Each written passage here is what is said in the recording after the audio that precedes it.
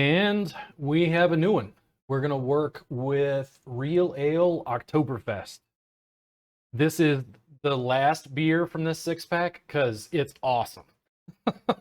Real Ale, I haven't had anything from your company that I didn't like. Everything has been awesome. And it's reestablished why I like beer so much. The Real Ale Oktoberfest, I think you can see it here. Maybe you can see if it zooms in a little bit. This is 6% alcohol by volume. Super, super great beer. If you like ales, I really recommend this. This is one that I will be buying again. I will be having another one of these. This is the second or third time that I bought it. Beer in particular, one of the things I've noticed, I like whiskey and scotch, a little bit of bourbon. I've been doing tequilas. There's a time and a place for different kinds of alcohol for different sorts of reasons. And massage therapists, you're the reason I drink. There's something about beer in particular where I'm able to have what I think is a very relaxed amount of alcohol. It's not like taking a shot. It's got a different vibe than, you know, a dram of scotch. It's not that there's anything wrong with it. It's just different. I feel like beer is such a social beverage. And maybe it's because, Scot Irish by ancestry. I feel like the pub is the sunblock of my people. There's something about having a beer with friends. Beer also isn't quite as nuanced as giving my friends scotch or tequilas and things like that. It's got a different signature. It's like the alcohol of the masses, right? Let's go ahead and see. I'm going to crack this open. Go ahead and pour here, and you guys can criticize my technique. But I think this is just an amazing beer. I want to give it just a little bit of head. It will at all. When I poured this, I enjoyed just the color of the beer. I thought it was this amazing amber. This just wonderful, golden color with the bubbles. I even liked the label, this dark blue. There's just these little things that go into marketing, packaging, the things I talk to massage therapists about constantly. The label on the Real Ale, including this little piece of like the hops, that sort of stuff really drew me in. And let's see what what is that? It smells like heaven. It smells like everything good in life.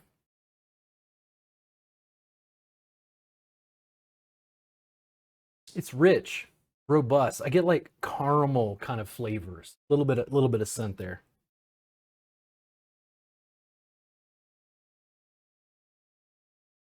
Oh, man. It's got a great, really well-rounded golden barley flavor profile. It doesn't feel like it's a beer that's trying to show off. It doesn't feel like it's trying to pretend to be something it's not. It's approachable to the common man. I could get home from a day of work and have one of these.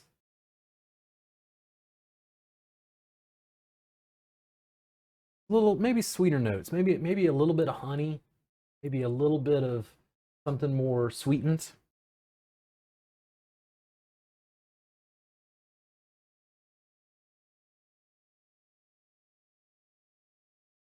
It's frothy, bubbly. It's everything we love about beer. One of the things I've noticed as I continued to sample, I started kind of with scotches. I found that I had a taste for scotch, and then I had a bottle of Lafroig, and I went, whoa, because it was all this peat, this just crazy flavor profile. And I noticed over time, I gravitated towards Highland scotches and then Islay scotches. I don't know if I pronounced that correctly, by the way. And part of the reason was I was looking for not the thing that was the most peaty, the most challenging, the most crazy. I was looking for something more middle of the road. When I would drink beer, I remember having, light beer, not really thinking it was all that much, and then I had my first pint of Guinness, and I was like, "Whoa, man!" It was like drinking a loaf of bread. I mean, look at that just wonderful bronze color. Don't you want to have a beer with me? You do.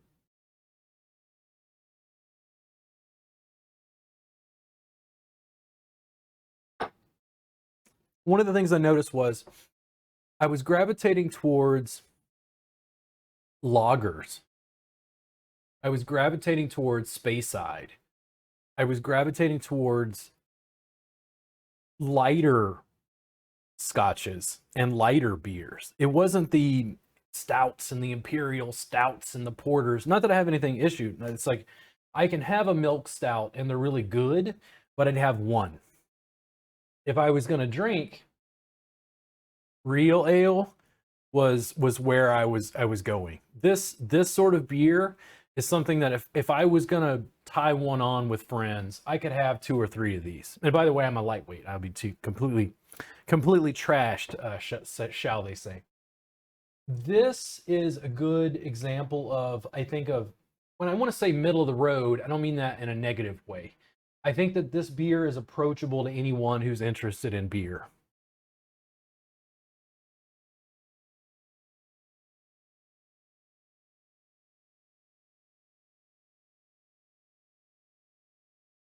Just great caramel, a barley notes, toasted. It's just as like grainy as it is floral. It's like it's just very, very balanced. It's got a wonderful flavor profile. I also feel like I don't feel weighed down. There's not so much. I think in milk stouts they're adding lactic acid, or I say that lactic like sugars that create that milky sort of flavor in those beers. This is just wonderfully balanced. I think this is a great example of an ale. The more Marzens I have, ales, lagers, lighter beers, the more I appreciate them for bringing out certain flavor compounds that I don't pick up from darker stouts and porters. And I love those, by the way. I love Guinness. I'll never pass up a pint, but it's not something that I necessarily want to sit down and drink six of, in an evening. It's too dark, too rich, too heavy. The pairing of like food and beer is a little bit easier, I think, with lighter beers. There's something about lagers and ales being crisp, a little more refreshing, that goes really well with barbecue, goes well with tacos. I'm in Central Texas, so that's a big deal. If you had a charcuterie board or a cheese plate, I think it's easier to pair this without having a lot of training.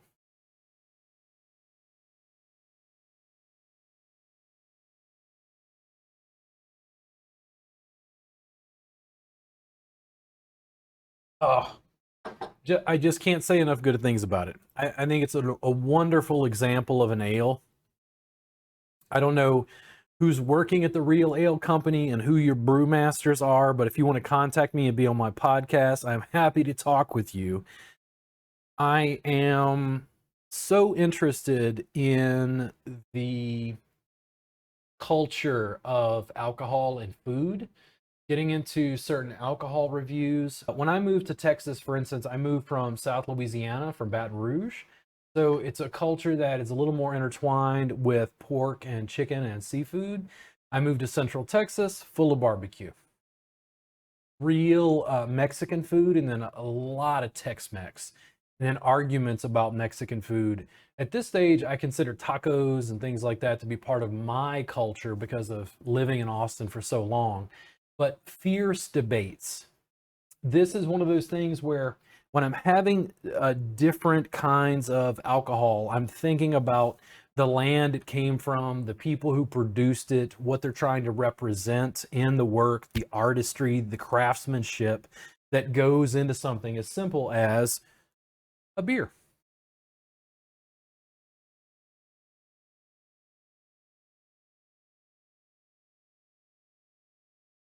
I loved being able to be transported to a certain place and time because of the tacos. Just tacos from Austin to San Antonio down to Brownsville and McAllen. If you're here and you're in from Brownsville, feel free to argue with people from San Antonio and Austin because I think your tacos are better. And yes, I'm ready for the hate mail. The culture of alcohol as it changes, the terroir, terroir, I don't know how to say that, the land, getting a taste for the people and its culture was just as important. I talked with a friend of mine, Javier Cano, about this when it comes to tequila tastings, because for him it was just like, well, don't you just enjoy the liquor? And it's like I do, but I enjoy knowing over time, where does it come from? What cultural context was this produced in? If I go to Thailand and have some rice wine moonshine, I don't care that it came out of a plastic jug. I actually feel more connected to the people in the culture when I'm drinking and eating what they drink and eat. I don't want in Thai culture, I don't want the frying food. The frying is a non-Asian foreigner. I want it the way you make it. And if it burns my ass, well, that's just the price you pay for being a gringo.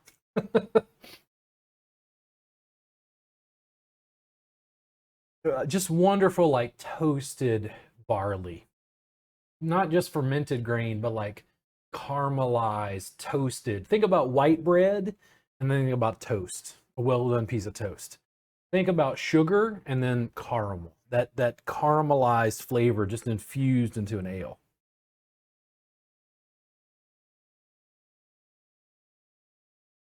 It also doesn't have a prolonged, lingering aftertaste. It's crisp. It feels like heathery, dare I say. This is a really, really great beer. If you're looking for something just to hang out with friends and try a six pack, you're working on being a connoisseur, I think this is an excellent example. I really recommend this. This is one that I will be buying again. I think it's a wonderful example of ales and why they're so esteemed by me personally.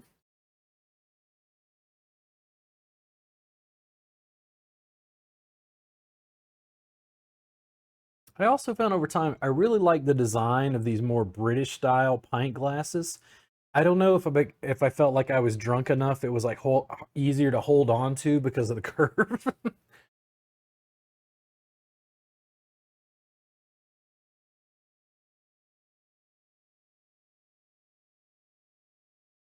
There's a little bit of sweetness, but it's balanced.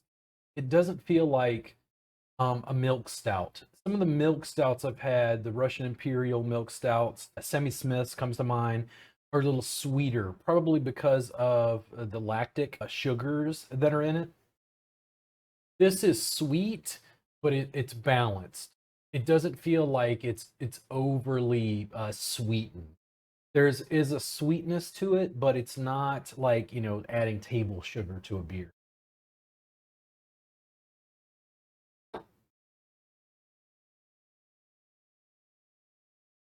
Really solid. Really love it. Think good thoughts. Listen, you guys have a great day. I'll meet you soon for more beer reviews. If there's certain things that you'd like me to review, just recommend it below. It doesn't really matter what category it's in, by the way. I'm going through and sort of exploring liquors and beers, so if there's something that you'd like me to start exploring, just let me know.